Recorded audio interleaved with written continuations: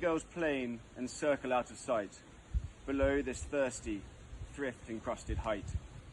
The vain sea campion buds burst into white, and gorse turns tawny orange, seen beside pale drifts of primroses cascading wide, to where the slate falls sheer into the tide.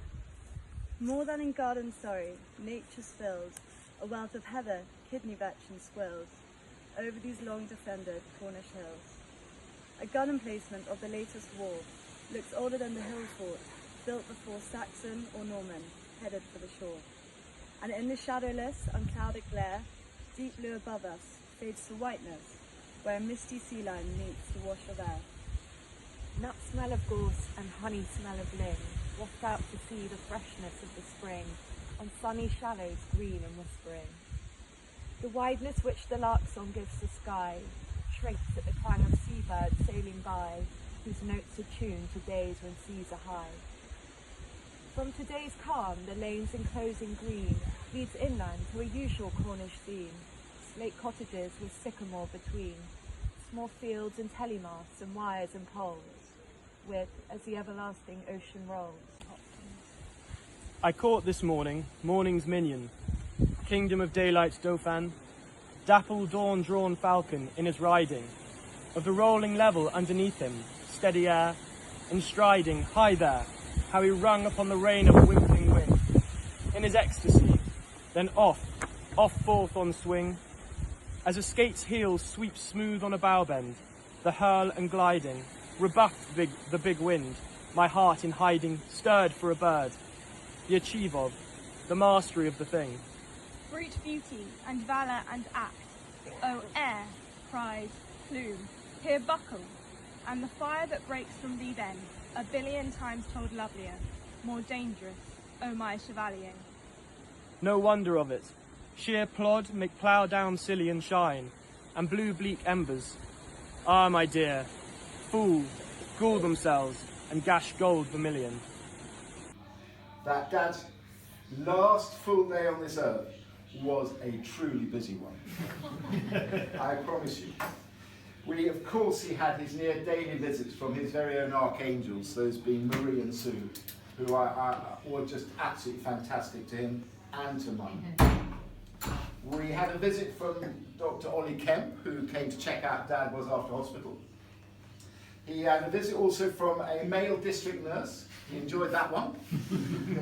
But the highlight of his day, well, apart from having these things, I think was that his favourite hairdresser, Karen, came in that afternoon, and they chatted away, I promise, they chatted away for about half an hour. How she managed to keep cutting his hair for half an hour. He had less than I did. But they talked about everything. They talked about the wedding, they talked about the scene when Dad's trousers fell down.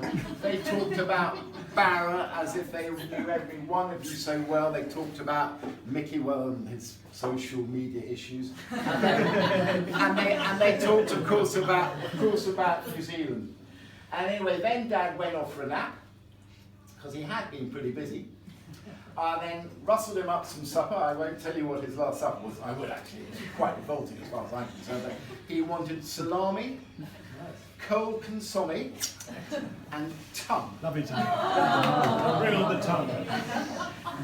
We then settled down and we watched what turned out to be the final episode of Inspector Morse. And Dad particularly loved Morse because it had some wonderful views over the dreaming spires of Oxford. And they were all taken from, as he told me that night, his favourite riverside pub in Oxford, which was called the Trout.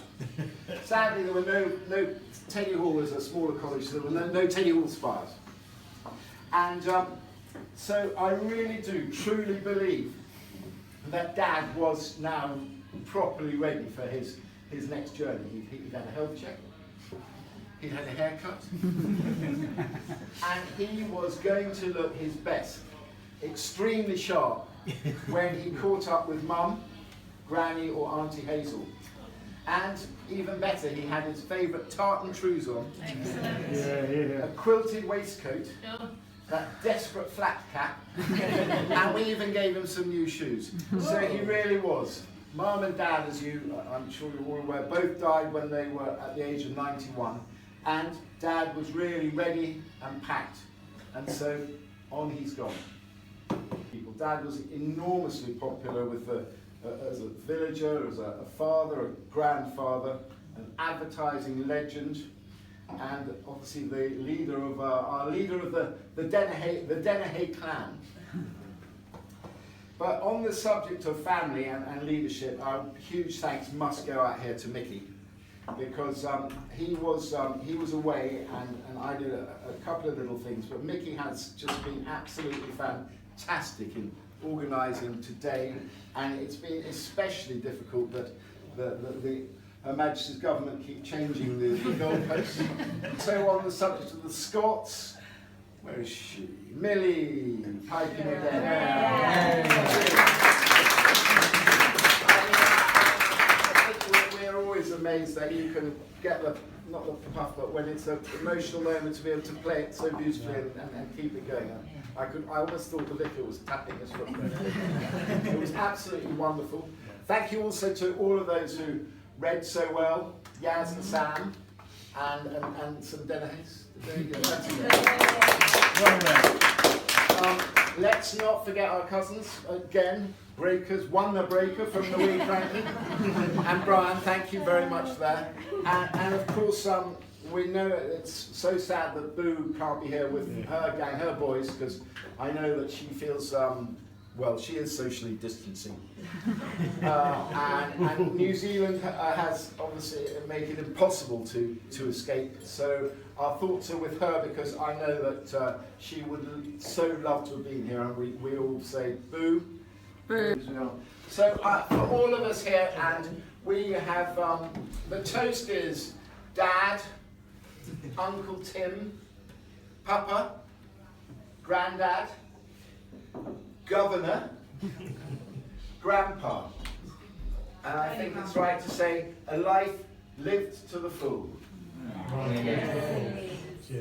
My dad is a wonderful Tim, who would have loved to have gone out with a hymn. But the vicar said nay. All you can do is just pray. Hang on. It's better than hearing those tuneless Denehys sing. Triana was the best place to be. Hours spent surfing the sea. King Neptune was dad, loved surfing like mad. Speedos and plyboard were his key. Mum rode around on a horse, whilst Dad swung his clubs round the course. Fairway or rough, Hankley Common was tough. I don't know if it was, especially when you ended up in the gorse. Grandpa had a legendary sneeze. Granny would say, "Tim, for goodness sake, please, stick your head out the door. Can he take it no more?" But crikey, he created some breeze. I'm almost there. Dad out on foot with the hounds. In his +4s, he walked all around. With the dogs on the lead, he travelled with speed, often spotting Mr. Fox as he darted to ground.